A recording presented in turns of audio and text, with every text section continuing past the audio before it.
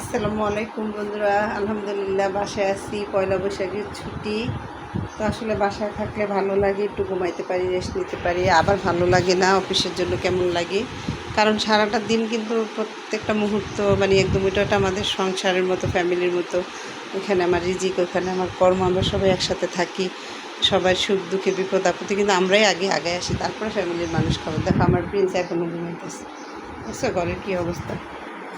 তো বন্ধুরা, আমাদের সমাজে, আমাদের সমাজে বলবো না, আসলে আমাদের পরিবারে এমন লোকজন আছে যারা নিজেদেরকে আসলে অনেক কিছু মনে করে, নিজেকে নিজে বড় মনে করে। আসলে আমরা কিন্তু কবিতা পড়ছি যে লোকে যারে বড় বলে বড় সে হয়, নিজে যারে বড় বলে বড় সে নয়। তো আমরা আসলে ছোট বড় সবাইকে সম্মান করব, সবার মতামতগুলি শুনবো, সবার সাথে নিজের সুখ দুঃখ, নিজের ভালো মন্দগুলি আসলে শেয়ার করব। সেটা রাগের মাধ্যমে না হোক, একসাথে আমরা বসে সবাই বোঝাপড়া করব। হয়তো তাহলে আমাদের মাঝখানে একটা সমস্যার সমাধান আসতে পারে।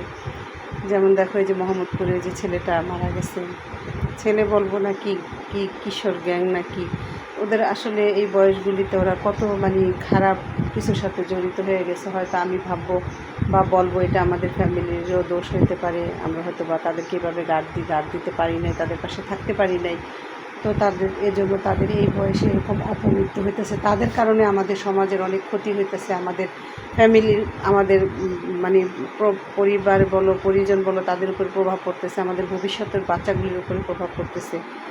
এই বয়সটাতে কিন্তু অনেকেই নিজেদেরকে নায়ক মনে করে, নায়িকা মনে করে। আমরাও একসময় এরকম ছিলাম, কিন্তু সেটা যদি অতিরিক্ত কোনো কিছুতে চলে যায়, তখন কিন্তু পরিস্থিতিটা এই যে এরকম হয়। যে মোহাম্মদপুরে যে কিশোর গ্যাং না কি ছেলেটা মারা গেছে, এটা মোবাইল খুললে আসলে এগুলি দেখার পরে অনেক কষ্ট হয়, আফসোস হয়। কষ্টের চেয়ে বেশি আফসোস হয় বন্ধুরা, যে আসলে এই ফুলের মতো জীবনগুলো এইভাবে ঝরে যায়। অনেক কিছু দেখার আগে, অনেক কিছু জানার আগে, অনেক কিছু বোঝার আগে, অনেক কিছু এই পৃথিবীতে, এই সমাজে দেওয়ার আগে। তো যেন আসলে ফ্যামিলির মানুষজনদেরকে বলবো, আপনারা সচেতন হন এখন আপনাদের বাচ্চাদের ব্যাপারে, যারা আসলে কোথায় যায়, কোথায় মিশে, কাদের সাথে চলে। এদেরকে এখনও সঠিক পথ দেখান, সঠিক পথে আনেন, নিজেরা সঠিক পথে যান, এদেরকে সঠিক পথ দেখান, যাতে আল্লাহ আমাদেরকে সবাইকে তৌফিক দান করে বন্ধুরা। আসলে এই খবরগুলি যখন দেখি, কারণ আমরাও মা, আমাদেরও সন্তান আছে, এর জন্য আসলে অনেক খারাপ লাগে।